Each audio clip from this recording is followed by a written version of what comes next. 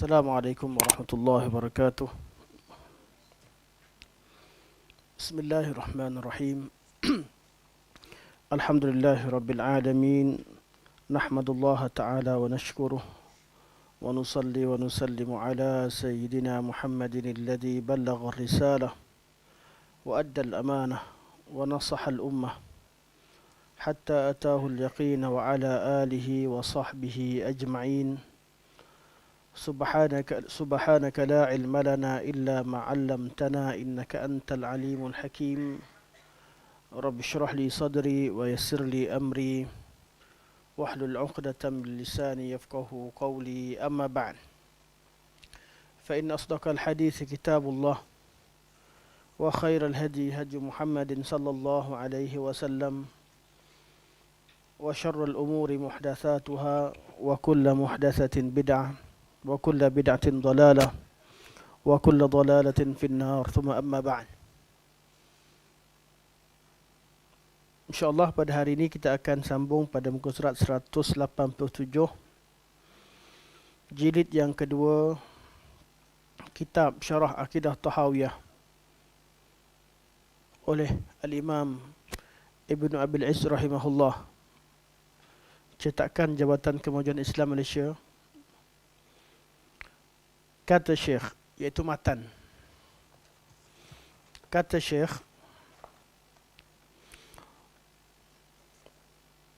ولا نشهد عليهم بكفر ولا بشرك ولا بنفاق ولا نشهد عليهم بكفر ولا بشرك ولا بنفاق ما لم يظهر منهم شيء من ذلك ونذر سرائرهم إلى الله تعالى. Terjemahannya, kata Syekh, kita tidak boleh mengatakan mereka kufur, tidak juga dengan syirik, tidak juga dengan nifak, selagi mana mereka tidak menzahirkan sesuatu sifat tersebut. Kita serahkan rahsia mereka kepada Allah Subhanahu wa taala. Ataupun terjemahan kita ambil satu-satu, wala nashhadu alaihim, dan kita tidak bersaksi ke atas mereka bikufrin, dengan kekufuran, iaitu ahli qiblah. Kita tidak boleh menyatakan bahawa dia kafir. Wala bisyirqin, juga tidak boleh menuduh dia sebagai melakukan kesyirikan. Tak boleh katakan dia sebagai musyrik, kafir atau musyrik. Wala binifaqin, begitu juga tidak boleh katakan dia sebagai munafik atau memiliki sifat nifaq. Adakah itu mutlak? Ada qaidnya. Apa qaidnya? Ma lam yadhhar minhum syai'un min dhalik, selagi dia tidak menzahirkan perkara tersebut. Betul, kita tak boleh hukumkan seorang itu sebagai bahawa dia melakukan syirik, kufur atau nifaq. Tapi kalau dizahirkan, apa yang zahir itu kita hukumkan ke atasnya. Kita hukumkan ke atasnya. Kufur, walaupun kufur itu luas, namun kekufuran yang hakiki ialah kufur yang ada dalam hati manusia. Kita tak ada hukumkan dia sebagai kafir. Kita tak tahu apa yang ada dalam hati dia. Begitu juga munafik, nifaq. Nifaq itu nifaq yang hakiki, nifaq yang akbar ialah nifaq hati atau nifaq akbar. Nifaq ada dua, satu nifaq amali, satu lagi nifaq qalbi. Atau nifaq akbar dengan nifaq asghar. Atau kita berkata nifaq qalbi itu nifaq aqadi. Nifaq amali dan nifaq aqadi. Munafik amalan ni, dia buat amalan-amalan orang munafik, tetapi hatinya atau dia masih lagi Islam. Manakala nifaq aqadi, dia menzahirkan amalan Islam, tetapi hatinya itu, barakallahu fiik, bencikan Islam.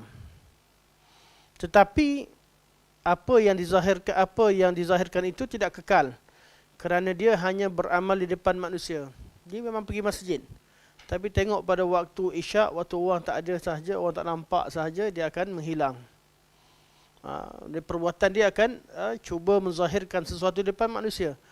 Tetapi sifat nifaq itu yang diketahui secara pasti seperti mana disebutkan pada pertemuan yang lalu adalah pada zaman Nabi SAW, kerana nas adanya wahyu diturunkan untuk menyenaraikan mereka. Selepas pada zaman Rasulullah, kita tak ada hukumkan seorang sebagai nifaq. Kerana nifaq ini, nifaq aqadi, ia berkaitan dengan amalan hati secara khusus. Tak ada siapa boleh zahirkan dia munafik. Munafik ni amalan hati secara khusus. Amalan yang nifaq amali. Berbeza daripada kekufuran.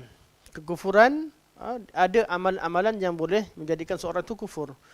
Jadi kita sebagai seorang Muslim, kita hukumkan kepada seseorang itu berdasarkan kepada yang zahir.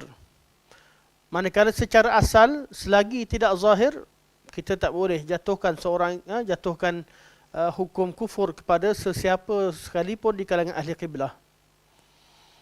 Seperti mana kita sebut sebelum ini, seorang Muslim itu dia masuk Islam dengan yakin. Kita yakin dia sebagai seorang Muslim. Kita tak boleh keluarkan dia daripada Islam kecuali sesuatu perkara yang jelas. Begitu orang kafir, dia kafir dengan yakin. Kita tahu dia orang kafir. Kita tak boleh kata dia sebagai seorang Muslim selagi tidak ada sesuatu yang memindahkan keyakinan satu yang yakin itu kepada keyakinan yang lain. Satu orang kafir itu wajib mengucapkan kalimah syahadah. Wajib mengucapkan kalimah syahadah. Kita dah kata, orang tu baiklah, aku nampak Yahudi tu baik, entah-entah dia Muslim. Last sekali bila meninggal, kita kuburkan tempat orang Islam. Sebab apa dia baik? Tak boleh. Dia masih asal. Selagi tidak ada bukti yang zahir bahawa dia dah masuk Islam. Dan kita dah sebut, bukti yang zahir itu adalah dengan mengucap kalimah syahadah. Namun, kita tidak disuruh untuk mentatabu'. Bila nampak orang tu, contoh dia orang kafir, kita kenal kawan satu kampung kita dulu. Lepas kita lama tak jumpa, balik kampung nampak dia semayang kat masjid. Kan? Tak payah pergi tanya, kau Muslim ke? Bila engkau mengucap kalimah syahadah? Tak perlu. Mana ada bukti yang zahir. Bukti yang zahir. Dia dah masuk ke masjid, dia solat sebagainya, mestilah dia dah Islam. Maksud tak perlu kita tatabuk, tapi itu adalah bukti yang zahir. Asasnya adalah mengucap kalimah syahadah. Okey. Kenapa begitu? Kenapa kita tak boleh hukumkan seorang sebagai kufur, syirik dan nifaq?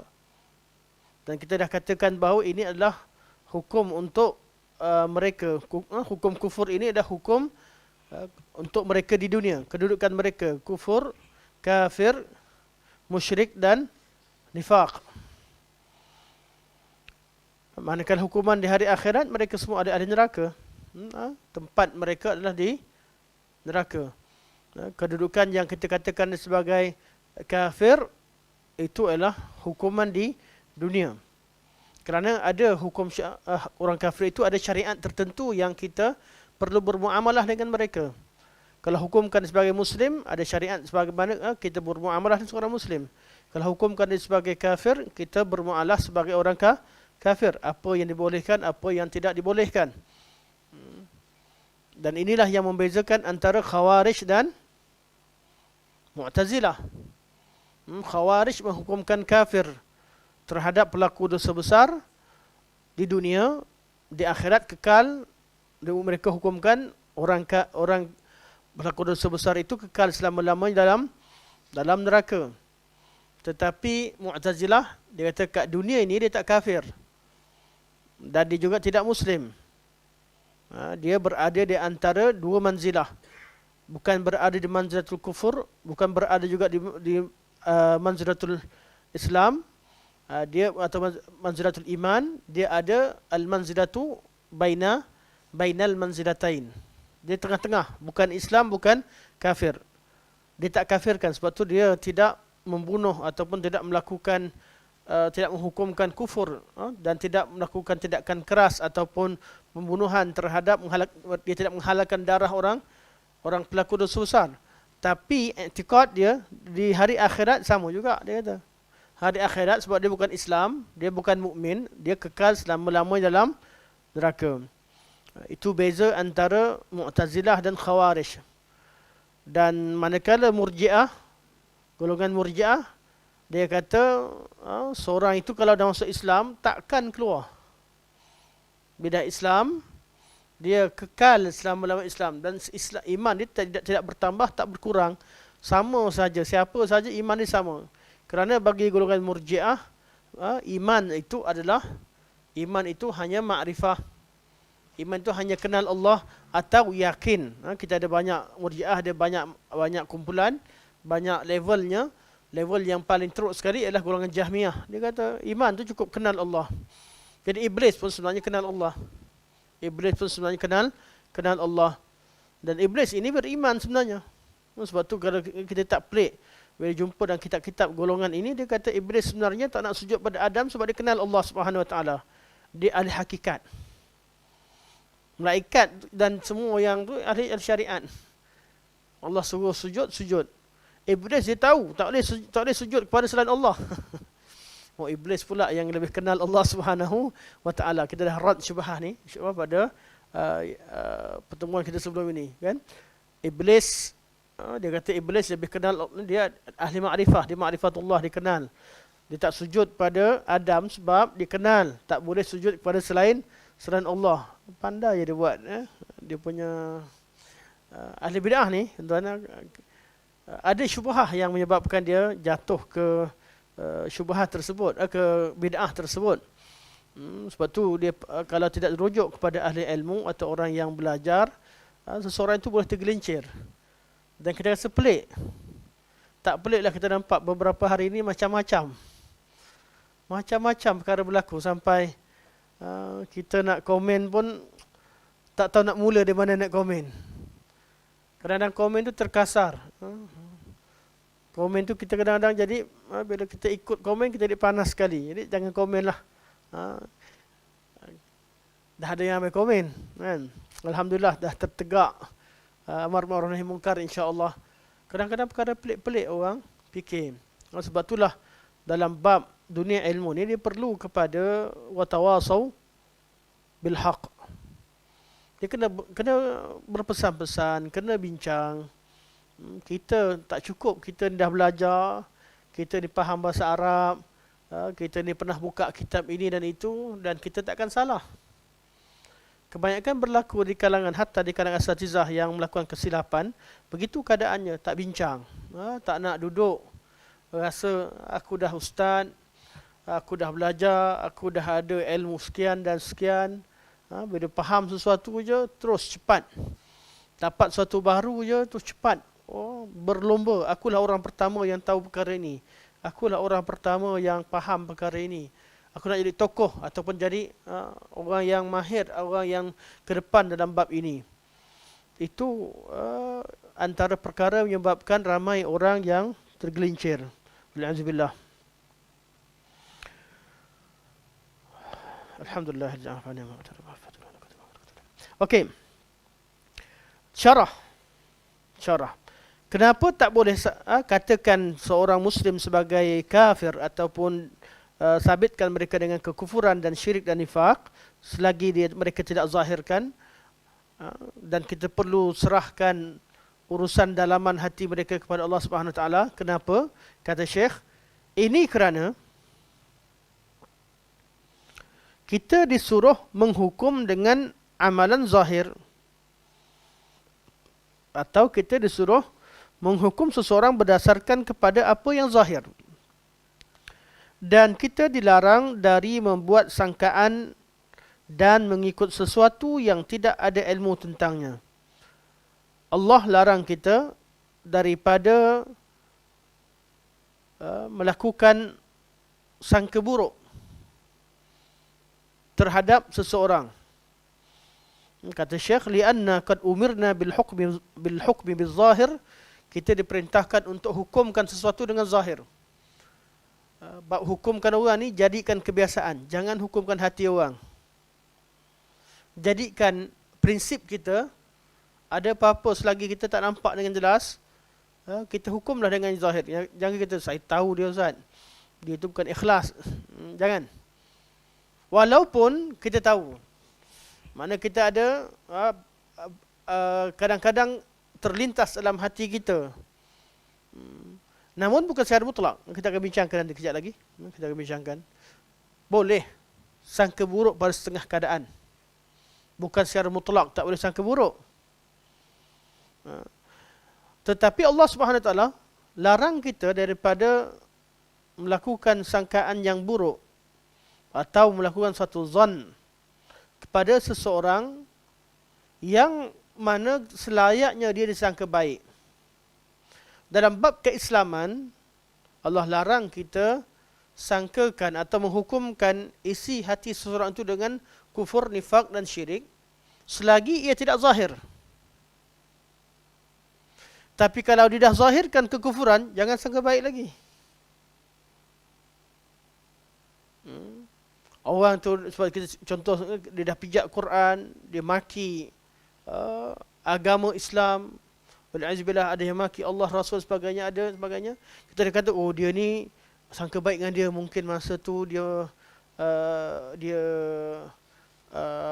saja kot contohnya, ataupun dia dipaksa. Kita tak boleh sangka baik. Kita waktu keadaan bila dah cukup, segala qarinah dah tahu, kita perlu ambil tindakan. Tindakan apa? Panggil dia, tegakkan hujjah, iqamatul hujjah, beritahu, izalatul syubhah, buang mana apa yang kita kemungkinan yang boleh menyebabkan kita menghalang kita berhukum. Adakah awak tak tahu hukum? Adakah awak mabuk? Adakah awak masa tu dirasuk dan sebagainya? Tanyalah apa sahaja syubhah yang kita rasa ni, dan yang tegakkan hukum. Tapi kita tahu yang masuk kita sini adalah pemerintah lah, yang orang yang yang patut ataupun yang layak untuk memanggil, untuk melakukan tabayun. Jadi ada keadaan tertentu kita tak boleh husnuzan. Bila zahir, bila dizahirkan perkara tersebut, maka kita perlu hukumkan berdasarkan kepada zahir. Manakala apa yang ada dalam hati seseorang, kita tak boleh hukumkan dia. Itu yang berlaku pada Khawarij. Dia nampak orang tu minum arak, dia kata tak mungkin dia ni Muslim lagi. Mana mungkin orang Muslim itu berzina? Mana mungkin orang Muslim itu minum arak? Mesti dia dah kafir dah ni. Itu hukumkan, dia hukumkan seseorang itu melebihi apa yang zahir. Lebih pada apa yang zahir. Lianna qad umirna bil hukmi bil zahir wa nuhina 'anil zan, dan kita dilarang daripada melakukan zan, iaitu melakukan sangkaan yang buruk ini. Wattiba'i ma laysa lana bihi ilm, dan kita dilarang ikut mengambil tindakan ataupun mengikut apa yang kita tidak ada ilmu padanya. Kita kadang-kadang tak tahu satu cerita, kemudian kawan kita sampaikan cerita tentang seseorang, sesuatu yang kita tak tahu, orang sampaikan, dan kita belum mempunyai ilmu yang yakin tentang perkara tersebut. Jangan masuk campur dulu. Jangan bertindak dengan kejahilan. Walaupun kawan kata, engkau ni kawan aku, kenapa tak sokong aku sekarang? Jangan dulu. Ambil masa untuk pastikan perkara itu benar ataupun tidak. Supaya kita tidak tersalah langkah dan mengambil tindakan berdasarkan kepada kejahilan, atau mengambil tindakan berdasarkan kepada apa yang kita tidak ada ilmu padanya. Okay. Allah Subhanahu wa taala berfirman, ya ayyuhalladzina amanu la yaskhar qaumun min qaumin, wahai orang-orang yang beriman, janganlah satu kaum itu menghina suatu kaum yang lain. Asa ayyakunu khairan minhum, berkemungkinan orang yang dihina, orang yang direndahkan itu lebih baik daripada dia. Kadang-kadang kita rasa kita dah betul lah masa tu. Walaupun kita rasa orang tu salah, tapi jangan hina orang dulu. Jangan hina. Bukan jangan hina terus. Allah larang. Tak boleh hina satu kaum. Ia jadikan kaum mukmin. Berkemungkinan mereka lebih baik. Rupa-rupanya kita salah faham. Rupa-rupanya apa kita faham itu hanya separuh cerita. Belum sempurna. Pengetahuan itu ada tingkatannya. Kita tengok ada kaul imam mengkritik imam yang lain pada setengah tempat, pada setengah keadaan. Jangan kita bersegera menghukumkan bahawa imam fulan dan fulan itu seseorang yang tidak layak menjadi ulama dan sebagainya. Tak mungkin ada seorang alim yang mu'tabar, yang diiktiraf oleh seluruh umat Islam, diterima oleh seluruh umat Islam, kemudian kita hukumkan dia dengan satu hukum dan pendapat yang mengatakan dia tidak layak. Pasti ada sebab. Pasti ada sebab. Dan pasti kalam itu tertumpu pada bab tertentu. Tidak ada orang yang sempurna. Dan apa yang berlaku akhir-akhir ini kaitan dengan kritikan terhadap Imam Abu Hanifah. Siapa sahaja belajar hadis pasti pernah jumpa kalam-kalam ulama terhadap ahli ra'yi, dan terutamanya kepada tokoh-tokoh mereka seperti Imam Abu Hanifah, Imam Hamad, imam-imam yang besar.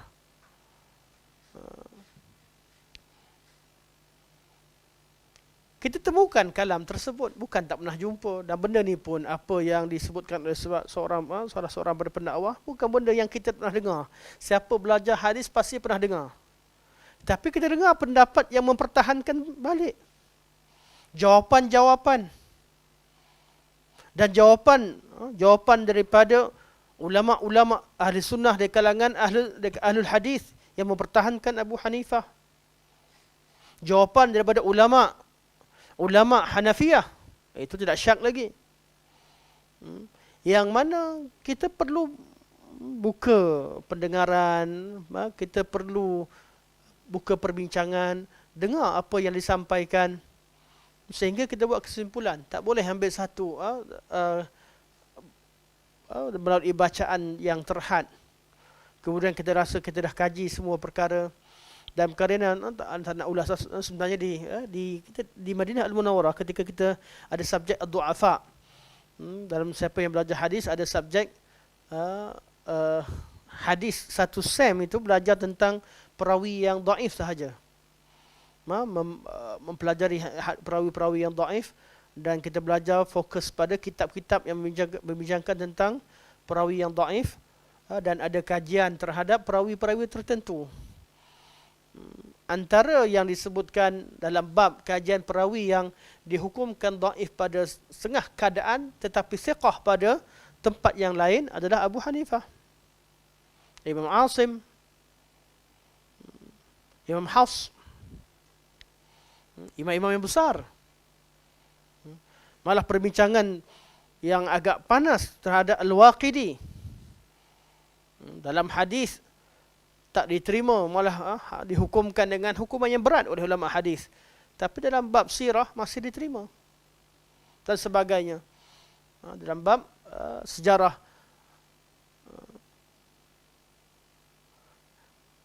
Sebab itu dalam bab begini kita perlu kepada sifat ta'anni. Mana bertenang, nampak begini, buat kajian. Kita yakin macam mana sekalipun, cuba dengar pandangan di pihak yang lain. Tidak mungkin seorang yang diterima oleh seluruh umat tiba-tiba ada yang keluarkan kenyataan membenci Abu Hanifah itu adalah sebahagian daripada iman. Sampai ke tahap begitu. Tidak mungkin. Ada kalam ulama, ada. Sebab tu kita kena bezakan antara nas.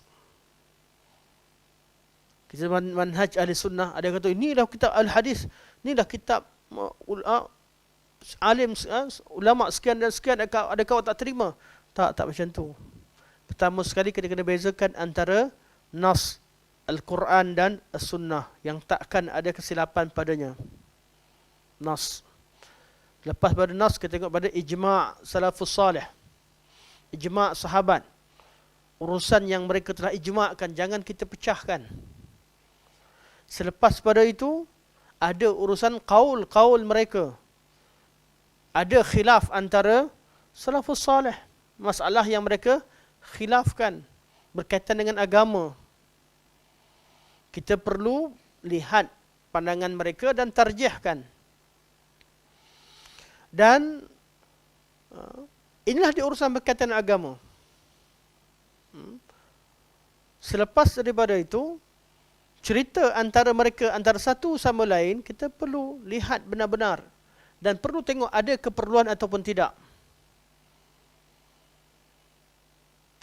Kredibiliti seseorang itu dirujuk, dilihat, ataupun ilmu jarah wa ta'dil ditatbikkan apabila ada keperluan yang mendesak.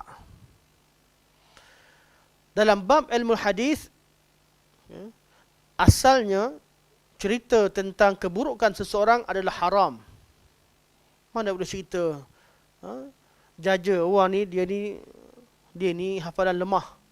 Pergi kelas ustaz tu dia ni sebut huruf sad tak jelas. Dia ni duk cerita kelemahan orang. Itu bukan ilmu jarah wa ta'dil, tak. Al-jarah wa ta'dil tujuannya untuk memelihara agama Allah.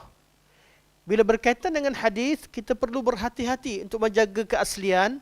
Sebab tu ilmu jarah wa ta'dil diguna pakai dalam ilmu hadis untuk menghukumkan rijal. Kerana dalam ilmu hadis itu kita perlu adanya perlu berhati-hati dan menerima hadis. Sebab tu hadis yang dhaif kita tak hukumkan sebagai maudhu'. Hadis yang dhaif, hadis yang kita KIV kan.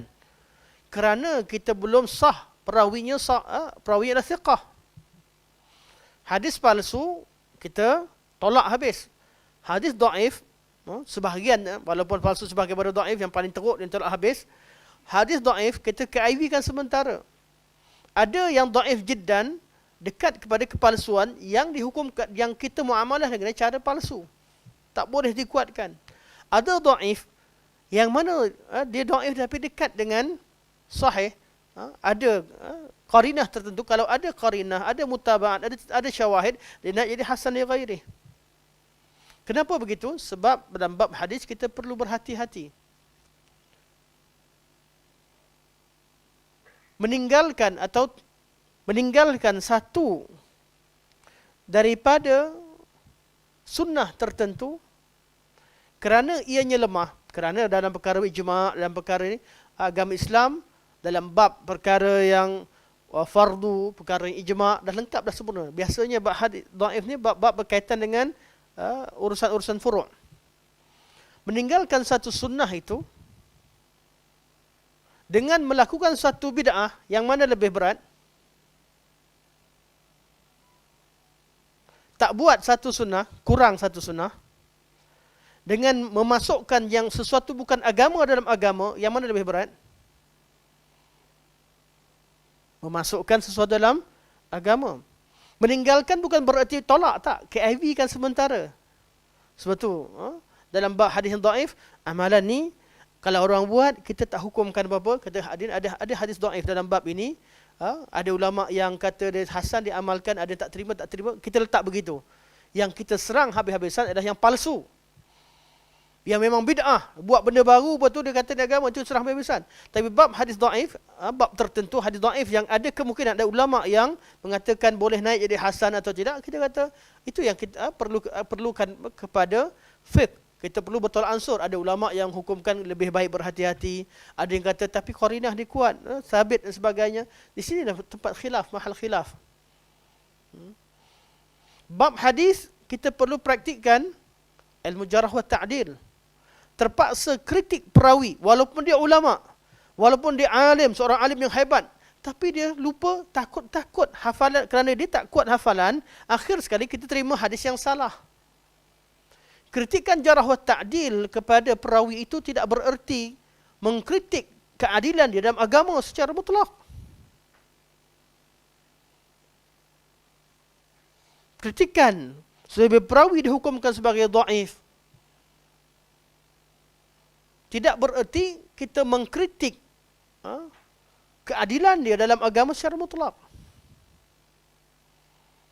Sebab itu ilmu jarah wa ta'dil hanya diguna pakai pada tempat yang melibatkan agama. Asalnya hukum cerita keburukan orang lain, seperti ayat yang kita akan baca sekarang ni, hukumnya haram.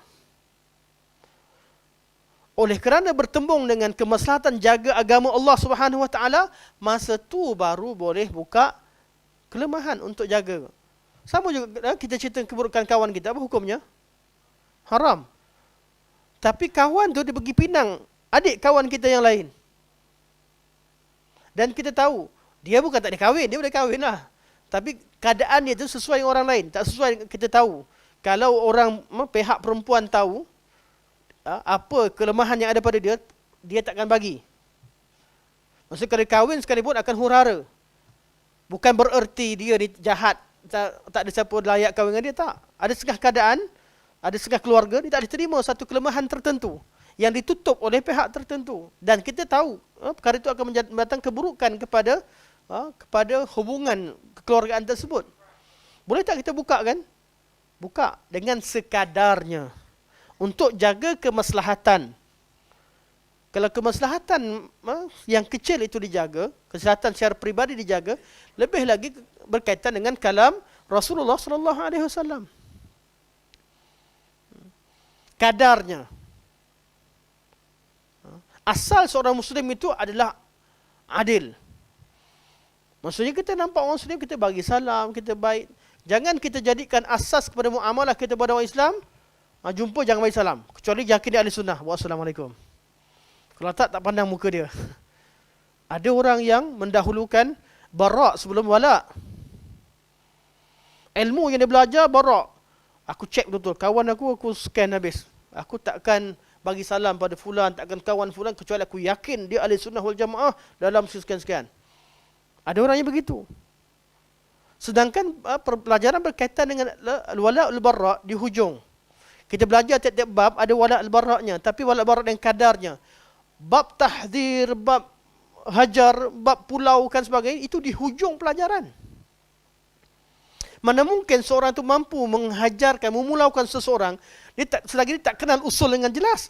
Yang boleh, dia mengatakan orang itu terkeluar pada ahli sunnah wal jamaah, dan dia ni dah tak ada syubhat, dia ni tak ada, dah diiqamatul hujjah. Hujjah apa kalau dia sendiri tak ada hujjah? Memang kita perlu dengar kepada qaul ulama dalam bab tertentu. Tapi bila berlakunya, kita tahu kalamul aqran pada satu zaman, syekh ini bermasalah dengan syekh fulan dan fulan dan sebagainya, akan ada kalam yang mentajrihkan satu sama lain. Ada bab kalam antara dua aqran ni kita kena tutup. Anak murid pandai-pandai dah tutup. Padamkan pergaduhan antara guru-guru. Kadang-kadang guru dah baik dah salam, dah minta maaf, selesai dah. Yang duk sebarkan, yang duk cerita balik ialah orang kemudian. Kadang-kadang mereka dah kembali bertemu dengan Allah Subhanahu Wa Taala masing-masing. Pernah berlaku khilaf. Kemudian masing-masing dah bertemu dengan Allah. Kita jangan sebarkan lagi. Sebab kita boleh tahu apa masalah sebenarnya. Apa masalah sebenarnya. Kita boleh cek balik masalah ilmiah tersebut. Kita tidak hukumkan seseorang berdasarkan kepada kesalahan. Kadang-kadang orang berkorek kesalahan lama. Kita tak tahu dulu dia begini. Ya dulu. Kita tak tahu manhaj dia. Kesalahan memang ada orang salah. Kecuali kalau orang yang buat kesalahan, mengajak kepada buat kesalahan, buat bid'ah, ajak pada bid'ah, merosakkan umat, ya itu perlu ditahzir. Okey, balik kepada teks kita. Kata Syekh, kita disuruh hukum dengan zahir, dilarang untuk su'uzan ataupun mengikut zan kita, dan kita disuruh untuk tidak mengambil tindakan berdasarkan kepada sesuatu yang kita tidak ada ilmu padanya. Firman Allah Subhanahu wa taala, ya ayyuhalladzina amanu la yaskhar qaumun min qaumin asa ay yakunu khairan minhum. Jangan, wahai orang-orang yang beriman, ini bukan cerita orang kafir ni. Ya, berlaku merendahkan ini berlaku di kalangan orang beriman. Tak semestinya kalau jadi iman, dah jadi ahli sunnah wal jamaah, hilang sifat ni. Sifat rendah, merendahkan. Sifat mengutuk dan mengata, itu wujud. Walaupun Allah, tapi Allah panggil, ya ayyuhallazina amanu. Artinya dia wujud di kalangan orang beriman. Di kalangan ahli sunnah wal jamaah. Tapi ada perkara yang perlu dihighlightkan. Silakan Syekh.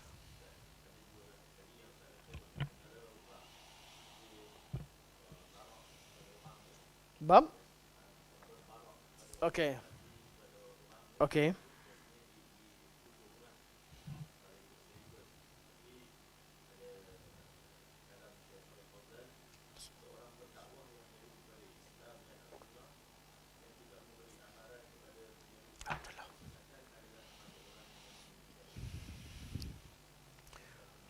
Betul?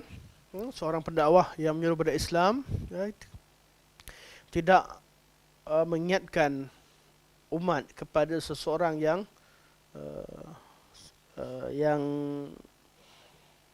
ahli bid'ah, yang membahayakan umat, itulah termasuk menyembunyikan ilmu. Betul. Kita tak hukumkan tentang menyembunyikan ilmu, kita hukumkan tentang adakah betul orang yang kita hukumkan sebagai mubtadi' itu mubtadi' yang layak untuk ditahzir. Masalah sekarang bukan bermasalah pada tahzir, boleh tahzir, tak boleh tahzir. Memang ada tahzir dalam Islam. Tapi layak atau tidak orang yang kita tahzir itu dengan hukum yang kita berikan. Tahzir itu juga bukan mutlak. Bukan orang tahzir secara mutlak, buang habis kita. Tahzir apa hukum? Apa tujuannya? Kita ingatkan seorang, tahzir dan hajar. Kita pulaukan. Sebenarnya kita ada tahzir, ada hajar. Apa tujuan kita pulaukan seseorang? Supaya dia kembali kepada sunnah. Tindakan sementara. Bukan dinukilkan daripada guru dulu, hajar, orang tu dah balik sebagainya, kemudian nukil lagi, ulang-ulang balik kesalahan, dan orang tu pernah kembali kepada sunnah. Itu yang saya sebut tadi. Orang pernah buat kesalahan. Ada di kalangan mereka dah kembali kepada sunnah. Dan mereka dah meninggal pun. Kemudian kita menyalakan api kemarahan dengan keluarganya, anak muridnya. Kita disuruh untuk menzahirkan sunnah, ajarkan sunnah. Bukan bab hajar ni, bab perintah untuk pulaukan sebagainya, ialah tindakan fatwa yang berdasarkan pada masa dan tempat. Masyayikh yang keluarkan tahzir pada orang tertentu, pada waktunya, pada keadaannya memang betul. Ada ijtihad yang betul, ada yang salah lah. Kita tak kata betul. Kalau yang betul sekalipun, kita tak ada nukilkan fatwa kepada orang lain. Sebab tu kesalahan yang paling besar adalah menukilkan fatwa atau kias, melakukan kias terhadap fatwa.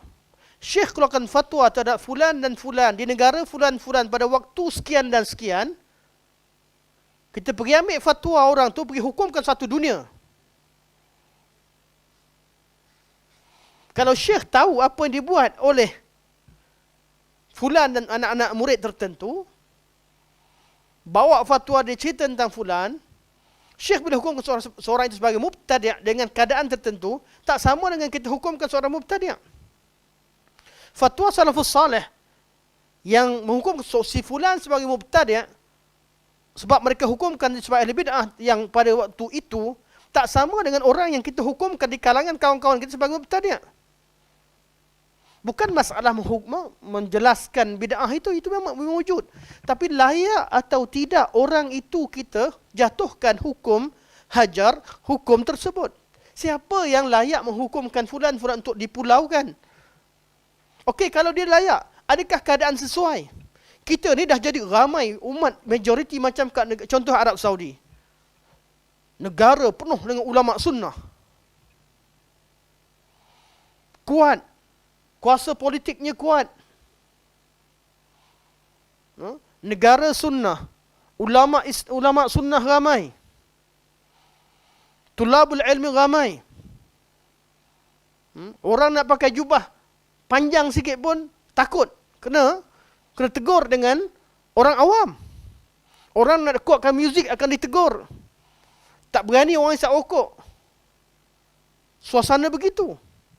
Walaupun sekarang ni dah mula wujud keadaan kita tahu ada sikit kuasa amar ma'ruf nahi munkar itu dilonggarkan, dikurangkan. Tapi suasana begitu wujud. Keadaan begitu, ada orang buat satu kesalahan, memang kesalahan dia buat tu di tengah masyarakat sunnah begitu, satu perkara yang kurang ajar. Di tempat sunnah begitu ramai, berani buat perkara yang sama. Tapi kita tak boleh bawa keadaan begitu, kias kat masyarakat kita. Berapa ramai orang sunnah kita? Di tempat kita berapa ramai? Keadaan politik bagaimana? Keadaan suasana berbeza. Sebab tu anda bukan menafikan. Sebab tu bila orang kata, ada yang kata kami nak belajar dengan syekh-syekh kami. Betul, kita kata syekh. Tapi kita kena faham. Nak hukumkan satu perkara itu bukan perkara yang mudah. Nak jatuhkan, kita bukan tengok pada buku kemudian terus sampaikan, tidak. Tengok pada maslahah. Fatwa yang dikeluarkan pada seseorang, kita bukan ambil nukilkan campak dari seorang. Fatwa hukum haramnya rokok, betul, haram rokok kita yakin. Tapi kita tak boleh guna pakai pada semua tempat di tempat kita. Jumpa orang masjid, kita cerita haram. Tapi setengah keadaan meletakkan fatwa sesuai tidak menukilkan pada waktu tertentu, tengok pada keadaan. Antum pergi kat setengah negara, setengah tempat, yang mana tuan guru sekalipun isap rokok, dan kita jadi sebagai, masa itu sedang diterima, orang sedang dengar cakap kita ada perkara yang perlu kita tangguhkan, ada perkara yang kita sampaikan, dahulukan dan sebagainya. Itu perlukan husnuzan sesama ahli sunnah wal jamaah. Orang yang tak pernah terjun ke dalam masyarakat yang banyak maksiat, banyak bid'ah, banyak khurafat, dia mudah cakap. Mudah hukumkan orang ni, pendakwah ni dah habis, dah mumayyi', pendakwah ni begitu-begitu. Kalau dia terjun ke masyarakat yang penuh dengan syirik, khurafat dan sebagainya, dia tahu ada perkara yang perlu ditangguhkan.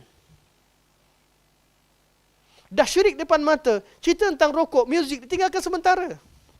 Bukan dia mengiyakan, tapi keadaan tidak mengizinkan. Begitulah keadaan kita berkaitan dengan masyarakat sunnah. Kita tak ramai, Syekh. Tak ramai. Orang yang faham tentang sunnah Rasulullah, yang nak datang, yang mula nak belajar tak ramai. Jangan kerana tindakan kita menghalang orang untuk memahami dan belajar sunnah. Jangan kerana perangai kita menyebabkan orang lari dari sunnah. Bukan tak boleh pertahankan sunnah, bukan tak boleh bertegas, tapi perlu kepada hikmah. Yang mana tindakan ketegasan kita menarik orang untuk dekat dengan sunnah. Bukan ketegasan kita itu, ketegasan tidak kena tempat, melarikan orang daripada sunnah. Jadi bukan masalah pada fatwa. Ramai orang, bila kita cerita, dia bawa fatwa. Kita kata, kita baca fatwa, bukan tak tahu. Tahu fatwa tersebut. Tetapi sesuai atau tidak. Kias terhadap fatwa adalah satu jenayah ilmu yang besar yang berlaku dalam dunia Islam. Apa jenayah ilmu? Bukan salah. Okey, fatwa, kenapa kita baca fatwa? Untuk faham macam mana cara seorang ulama menghukumkan berlaku peristiwa pada zaman mereka, keadaan dia, macam mana dijatuhkan. Dari situ kita bawa datang dengan bawa kepada sebagai panduan. Bukan itu fatwa itu diukilkan, tidak panduan. Tengok keadaan kita sesuai atau tidak. Sebab tu tiap tempat tu ada muftinya. Sebab tu tiap-tiap negara, tiap-tiap tempat ada muftinya. Kenapa? Kerana lihat kepada kesesuaian tempat. Cuma yang dikritik kita mufti ada ramai, ada banyak mufti. Adakah ada perbezaan antara negeri-negeri yang lain? Di dalam uruf yang sama sebagainya, perlu ada, itu perbincangan lah. Tapi kalau tempat yang memang berbeza bahasa, beza budaya, beza keadaan sebagainya, memang perlu pada mufti yang tersendiri. Silakan silakan.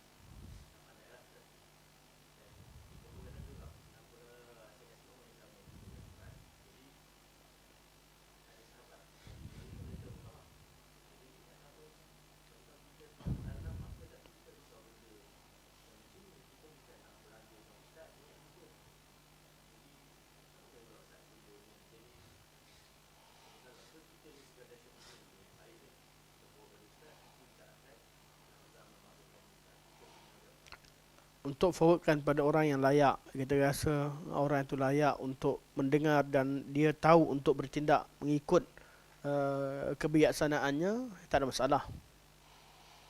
Tapi kalau kita tahu tindakan itu akan menambahkan lagi keburukan atau tidak menyelesaikan masalah, yang ada adalah hanya menambahkan kekeruhan, jadi tindakan itu salah. Tapi tindakan untuk menyelesaikan, cari jalan penyelesaian, tak ada masalah. Malah kadang-kadang, malah dicadangkan kadang-kadang bila ada berlaku masalah tertentu secara ilmiah, dicadangkan untuk diadakan pertemuan, untuk bincangkan. Jadi artinya itu termasuk dalam watawasau bil haq, berpesan-pesan pada yang hak. Kadang-kadang kita rasa kita betul, duduk betul-betul bincang baik-baik, oh rupanya kita salah faham. Cuma zaman sekarang ni, zaman ramai orang suka pengikut.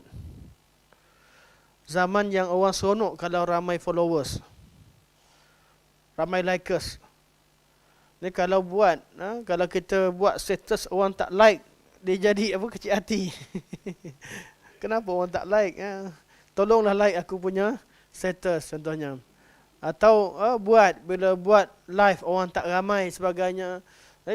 Ada orang sanggup buat cerita kontroversi hanya semata-mata untuk cari followers, atau cari benda yang pelik-pelik, cerita benda yang sehingga merasakan bahawa dengan cara begitu dia akan kekal dipandang sebagai orang yang sentiasa ke depan dan sebagainya. Perkara ini yang kadang-kadang wujudnya perkara pelik-pelik. Sebab tu seorang pendakwah, dia tak perlu benda yang kontroversi. Syekh Muhammad bin Abdul Wahab tak ada ni carinya isu pelik-pelik. Itu dakwah. Apa yang membezakan dakwah Syekh Muhammad bin Abdul Wahab dengan dakwah yang lain? Pendakwah ramai. Tapi Syekh Muhammad bin Abdul Wahab dikagumi, topik yang dibawa adalah topik yang asas, dasar dan boleh mengubah masyarakat. Walaupun simple. Bukunya simple, matanya simple, hafal. Tapi itulah yang mengubah masyarakat. Dan itulah yang diperlukan oleh masyarakat. Nak cerita tentang fiqh 4 mazhab apa? Orang tu tengah buat syirik kufur, tengah pergi ramai kan. Orang tengah sibuk dengan urusan-urusan, tak boleh bezakan antara ibadah dengan bid'ah. Tak boleh bezakan antara perkara-perkara syirik dan juga perkara ibadah. Dah habis selaru. Jadi Syekh fokus pada urusan begini dalam masyarakat waktu keadaan tersebut. Walaupun kalau kita lihat kalam Syekh dah baca kitab kalam Ibn Taymiyah, kitab Ibn Qayyim, dan direngkaskan banyak kitab. Dalam ringkasan beliau tersebut, pasti beliau melalui masalah-masalah yang berat yang banyak.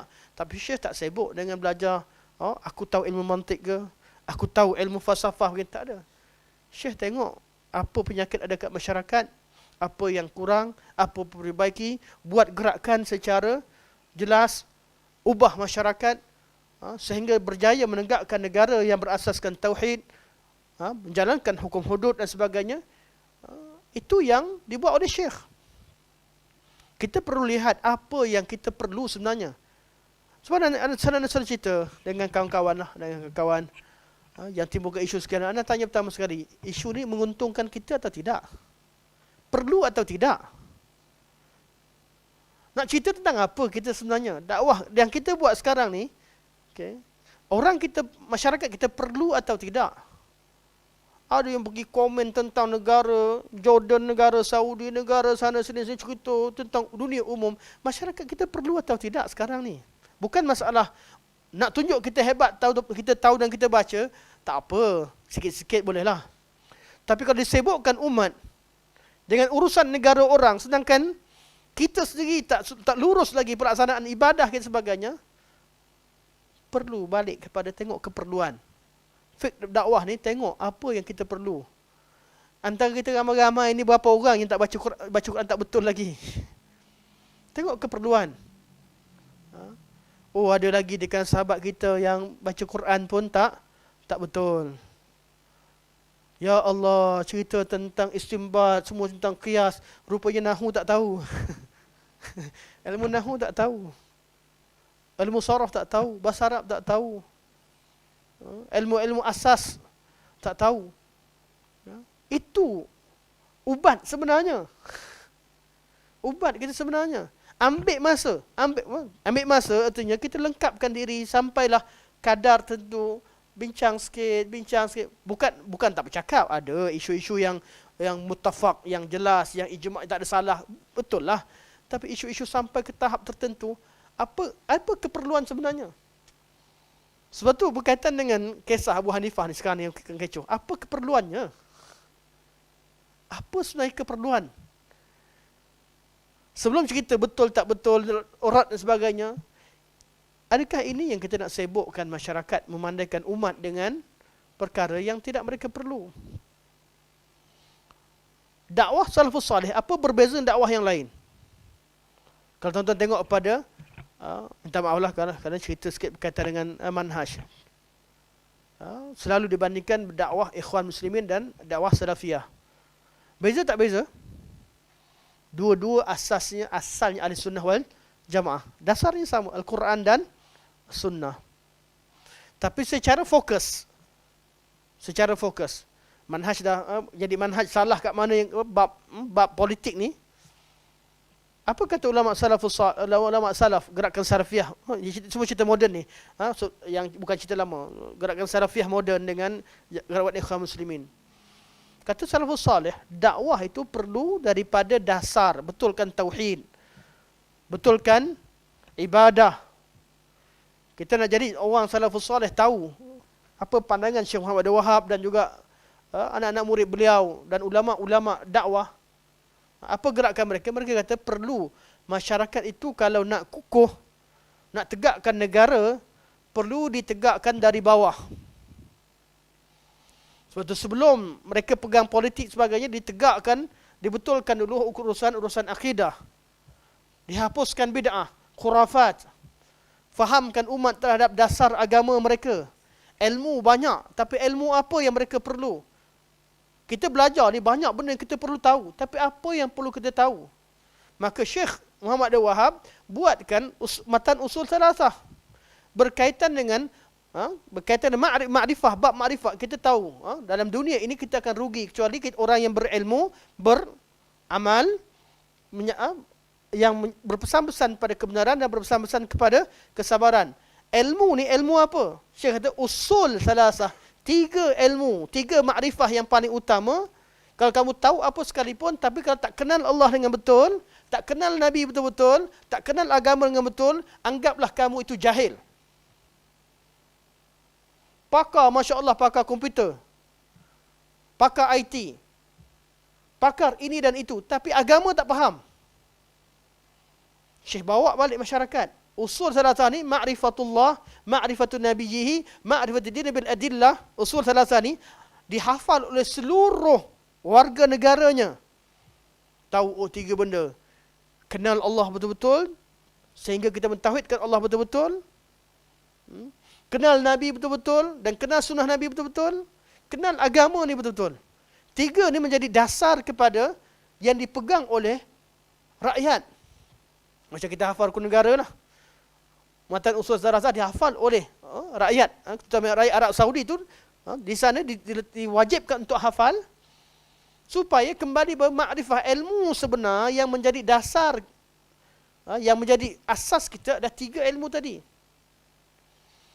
Nampak simpelnya lah usul salasah, ma'rifatullah, ma'rifatun nabihi, ma'rifatul din. Tapi Syekh kata bil adillah, dengan dalil. Dengan dalil sebenarnya tak simpel. Kita dah hafal dah bil adillah, dengan dalil-dalil. Nak belajar senang, tapi sebut dalil je orang marah ramai. Sebab orang boleh bercakap tapi tak ada dalil. Dasar ni Syekh letak sebagai satu dasar dihafal oleh seluruh pelajar, daripada tadika, daripada orang tua, daripada hajat, daripada satu kemah pada satu kemah yang lain untuk badu, semua hafal. Mewujudkan masyarakat yang bila belajar nakkan adillah, nakkan dalil, berkaitan kenal Allah, kenal Nabi, kenal Rasul. Ini jiwa pendakwah. Sebab tu kalau ada orang kritik, buku Syekh Muhammad Wahab tak ada ilmiah, tak ada tinggi-tinggi, memanglah. Buku beliau tak fokus ke situ. Kerana beliau tahu apa yang diperlukan oleh masyarakat. Itu yang kita perlu, pendakwah kita. Apa sebenarnya orang kita perlu? Kita kata, ajak orang kepada sunnah, kembali pada sunnah. Okey, orang dah masuk dah dalam kelas. Apa lagi sunnah nak bagi? Apa lagi sunnah? Dah ramai orang nak ikut dah. Orang like. Dalam YouTube orang ramai sokong. Dalam FB ramai sokong. Dah jadi sunnah ni. Apa nak dapat? Tak jumpa sunnah, tu kritik orang dah. Ajak pada sunnah. Ajar dulu. Zikir pagi petang dah hafal ke belum? Kalau cek seorang-seorang. Cek zikir pagi petang. Amalan-amalan zikir. Kitab-kitab matan-matan yang asas, benda yang asas. Tak payah hafal secara maksudnya dengan matan tu biarlah pelajar betul rahmah dia hafal. Yang betul-betul pelajar yang betul-betul. Kita paling tahu usul salasah tu apa. Mana qawaid arba' tu apa. Jangan pula dah belajar sampai akidah tahawiyah, benda-benda basic tak tahu. Kena tahu juga. Sebab tu perlu adanya daurah tertentu untuk balik semula, bincangkan semula sebagainya. Kita perlu tahu. Dan kena tahu sebab kenapa Syekh letakkan matan tu. Sebab ramai, atau usul salasah, kalau kita belajar, simple, sangat simple. Tapi di sebalik, kenapa ianya ditulis, kenapa, apa sebenarnya yang dikehendaki, kita akan nampak kepentingan dia. Masyarakat kita perlu pada apa? Masyarakat umum, masyarakat Islam, balik pada masyarakat yang inginkan agama, masyarakat yang ahli sunnah, masyarakat yang ahli sunnah salafiyah. Ada ahli sunnah yang mengaku sebagai ahli sunnah, ada kan yang betul salafiyah. Salafiyah pula ada salafiyah ini dan itu, tak boleh sebutlah. Tiap-tiap itu perlu apa yang mereka perlu. Dan semua ni keluarga ini adalah saudara-saudara kita. Perlu berikan ubat pada tempatnya. Tiba-tiba orang tak sakit, kita sembuhkan racun. Betul, suruh bersihkan semula. Tak boleh. Tak boleh bawa syubhat dalam masyarakat. Masyarakat jangan dididik dengan syubhat. Cerita-cerita yang berlaku sekarang syubhat. Masyarakat, di mana sunnahnya, di mana menyelesaikan masalahnya? Ada yang sibuk cerita tentang Al-Mahdi keluar bila dan bila. Ada yang sibuk cerita tentang Abu Hanifah, ada yang sibuk cerita. Kita sibukkan dengan benda-benda begini. Sebenarnya, ianya belum, bukan benda itu tak ada ilmiah, ada ilmu, ada orangnya, ada pakarnya. Tapi perlu apa? Perlu kepada fiqh orang yang menyampaikan. Ilmu dakwah sangat penting. Ilmu dakwah sangat penting. Malah kita tengok pada Quran. Quran turun. Apa mukjizat Quran? Mukjizat Quran apa dia? Yang utama. Ya? Hudan linnas. Tapi apa mukjizat Quran? Yang sesuai dengan masyarakat ketika itu? Walaupun Allah Subhanahu Wa Taala boleh tunjukkan segala mukjizat pada manusia. Tapi Allah turunkan Quran, mukjizat Quran dasarnya adalah bahasa. Kerana orang Arab di tengah bangga dengan syair dia, bangga dengan kefasihan dia. Datang Quran, mukjizat utamanya adalah datangkan Quran seumpamanya adalah berkaitan dengan bahasa itu sendiri. Allah cabar orang Quraisy dengan kefasihan mereka, datangkan Quran seumpamanya. Kerana zaman itu penyakit dia. Itu penyakitnya. Ketika Nabi Isa datang, kan, zaman Bani Israel dan juga zaman masyarakat di Syam ketika itu yang mahir dengan ilmu perubatan, sembuhkan pelbagai penyakit. Allah datangkan mukjizat, Nabi Isa sembuhkan penyakit-penyakit yang mereka kata tak boleh diubati. Sakit kusta, sampai pada tahap orang mati boleh dihidupkan. Itu baru mukjizat sesuai dengan keperluan setempat. Zaman Fir'aun, sihir ahli Fir'aun, dengan sihir-sihirnya Allah datangkan mukjizat sesuai dengan keadaan umat ketika itu. Jadi kalau nak cabar golongan yang ahli bid'ah sekalipun, cabar sesuai dengan sesuatu yang menyebabkan mereka tunduk. Apa yang perlu. Itu kalau ahli bid'ah kepada orang kafir dan sebagainya. Tapi untuk mengubati, semua Nabi akan berikan sesuatu yang diperlukan oleh umat. Jadi macam mana Ustaz? Ini ramai ni. Ya, ada perkara yang disepakati semua orang perlu. Belajar asas akidah, belajar asas ibadah. Kita nak cari ubat yang banyak tu susah. Jadi mula daripada basic. Itu yang membezakan dakwah salafiyah. Yang bermula pada bawah bina dengan fikrah ulama salafiyah moden nak cerita. Bina daripada bawah, dari situ akan lahirnya, dari mereka terlantiknya pemimpin-pemimpin. Akhir sekali akan membentuk satu pimpinan atas yang kuat. Dan itu mereka berbeza dengan dakwah Ikhwan ketika di zaman yang sama, zaman moden. Ikhwan kata yang penting pegang politik dulu. Lepas tu kita terapkan ke bawah.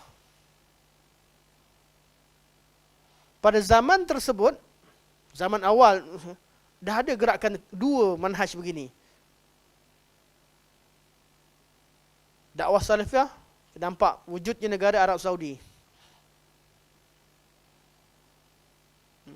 Dakwah Ikhwan yang datang, walaupun selepas salafiyah, yang kata ambil pemerintahan dahulu, tak boleh tengok perbezaan, jangan cerita pasal akidah banyak, walaupun akidah diajarkan tapi tak boleh itu sebagai dasar. Yang penting dapatkan undian, dapat sebagainya, kita pegang pemerintahan dulu. Kekal atau tidak? Kuasa, ada pegang kuasa. Tapi dah pegang kuasa, yang bawah ni macam-macam kepala, tak mudah nak handle orang yang tak faham dengan agama ni. Tak mudah. Tanpa syak, orang-orang sama ada daripada Ikhwan atau Salafiyah, orang-orang yang ingin kebaikan. Kita bukan cerita tentang kesalihan, tak. Kebanyakan dari mereka orang-orang yang soleh. Cuma manhaj, cara untuk ini manhaj politik, bab politik berbeza. Ada pecahan dia akan berlakulah. Yang ni kerana dapatkan pemerintahan, boleh kritik pemerintah asalkan menang. Yang ni tak nak politik, yang penting rakyat. Akhir sekali taat, cerita tentang ketaatan kepada pemerintah. Itu semua pecahan yang kemudian dibincangkan. Manhaj dalam bab politik sebagainya. Itu perlu dalam bab-bab begini, perlu juga kita faham, perlu kita tahu apa perlu, apa tak perlu. Matan yang sama tak settle lah, kita baca. Kita ulang balik minggu depan insya-Allah. Tapi bab ni penting jugalah, bab penting juga untuk kita faham. Jadi kalau nak tulis, kalau anak ni jangan ikut anak, sebab anak ni malas nak tulis. Malah tulis, kalau siapa rajin tulis, tengok betul-betul apa yang masyarakat perlu. Apa yang mereka perlu, bukan apa yang mereka nak. Yang mereka nak ni macam-macam kalau orang minta. Ustaz, cerita sikit tentang Yahudi.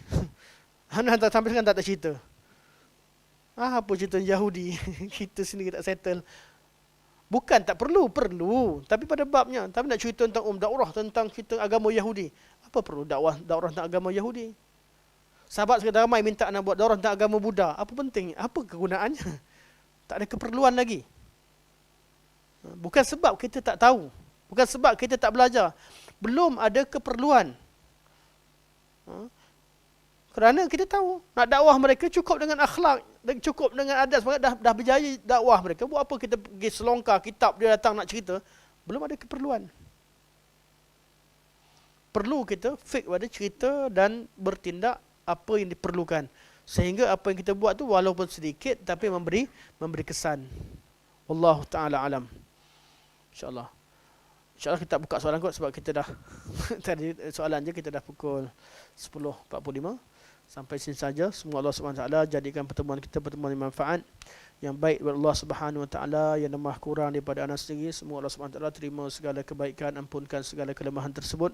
Semoga Allah Subhanahu Wa Taala bimbing kita di dunia sampailah di hari akhirat, sampai dibawa masuk syurga Allah Subhanahu Wa Taala. Subhanakallah walhamdulillah asyhadu an la ilaha illa anta astaghfiruka wa atubu ilaik wa sallallahu ala sayyidina Muhammad wa ala alihi wa sahbihi wa baraka wa sallam. Alhamdulillahirabbil alamin. Assalamualaikum warahmatullahi wabarakatuh.